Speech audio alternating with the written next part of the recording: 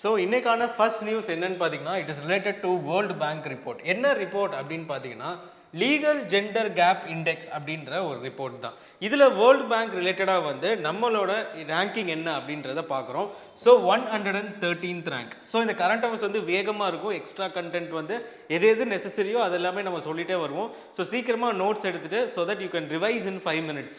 Okay, so 113th rank. Okay, இந்த world பேங்கோட headquarters எங்கே இருக்குன்னு பார்த்தீங்கன்னா it is situated in Washington DC US அப்படின்றத தெரிஞ்சுக்கோங்க. அண்ட் இது எந்த வருஷம் வந்து எஸ்டாப்ளிஷ் பண்ணியிருக்காங்கன்றத கீழே கமெண்ட் செஷனில் கமெண்ட் பண்ணுங்க. Second, who was appointed as the Hungary's president. Hungary's பிரசிடென்ட்டாக யார் வந்திருக்காங்கன்னு பார்த்தீங்கன்னா டமாஸ் சுல்யாக் அப்படின்றவங்கள தான் வந்து அப்பாயிண்ட் பண்ணியிருக்காங்க. டமாஸ் சுல்யாக். ஓகே, அப்போது இதுக்கு முன்னாடி வந்து 2022 பார்த்தீங்கன்னா ஃபர்ஸ்ட் ஒரு ஹங்கேரியில் வந்துட்டு ஒரு ஃபீமேல் பிரசிடெண்ட்டை வந்து எடுக்கிறாங்க. அவங்க யார் பார்த்தீங்கன்னா கட்டாலின்றவங்க தான் வந்து ஃபர்ஸ்ட் ஃபீமேல் ஹங்கேரிஸ் பிரசிடென்ட் அப்படின்றதையும் நீங்கள் வந்து நோட் பண்ணிக்கோங்க.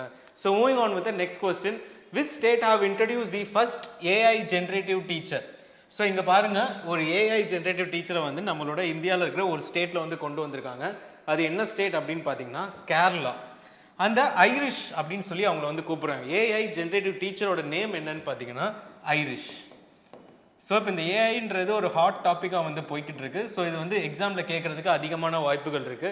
ஐரிஷ் அப்படின்ற ஏஐ ஜென்ரேட்டிவ் டீச்சரை வந்து எந்த ஸ்டேட் வந்து கொண்டு வந்தாங்கன்னு சொல்லிட்டு தமிழ்நாடையும் கேரளா கர்நாடகா அப்படின்னு கொடுத்துட்டாங்கன்னா நம்ம எல்லாரும் நினைப்போம் தமிழ்நாடுன்னு நினச்சிருவோம். But the answer is Kerala. So அதை வந்து நோட் பண்ணிக்கோங்க, ரொம்ப ரொம்ப இம்பார்ட்டன்ட். அடுத்ததா government raises the minimum age. Postal voting அப்படின்னு எல்லாருக்குமே தெரியும். போஸ்ட் வழியாக வந்து ஓட்டு போடுவோம். ஓகே, இது வந்து எலெக்ஷன் ரூல்ஸ் 1961 படி இப்போ ரீசெண்டாக கரண்ட் அஃபேர்ஸில் என்ன நடந்திருக்குன்னு பார்த்தீங்கன்னா ஏஜை வந்து 80 இயர்ஸ்லேருந்து 85 வரைக்கும் இன்க்ரீஸ் பண்ணியிருக்காங்க.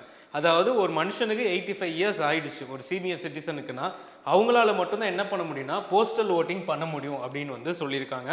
இது எந்த இதன் படின்னு பார்த்தீங்கன்னா எலெக்ஷன் ரூல்ஸ் 1961 கீழே வந்து இதை வந்து கொண்டு வந்திருக்காங்க.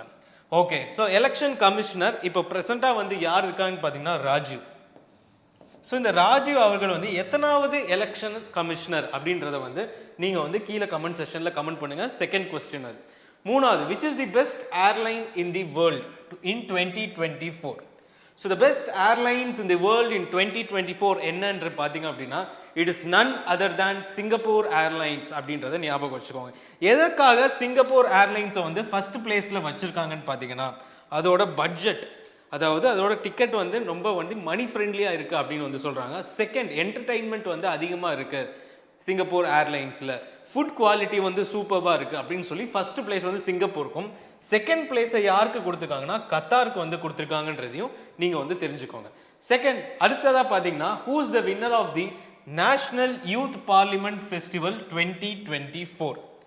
ஸோ இதோட வின்னர் யாருன்னு பார்த்தீங்கன்னா யட்டின் பாஸ்கர் டுக்யால். இவர் தான் வந்து the youth parliament festival 2024 winner.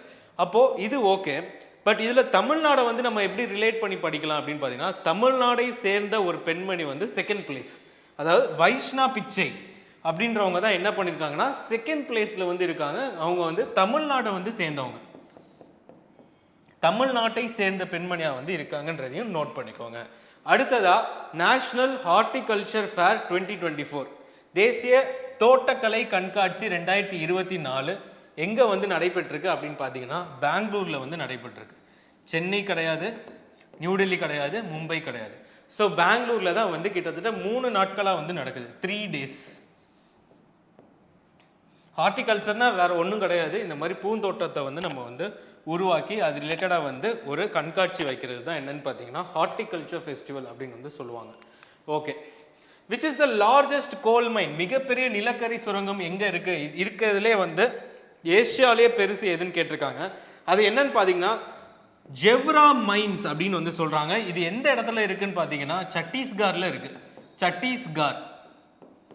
சத்தீஸ்கரில் இருக்குது அப்படின்றத நோட் பண்ணிக்கோங்க.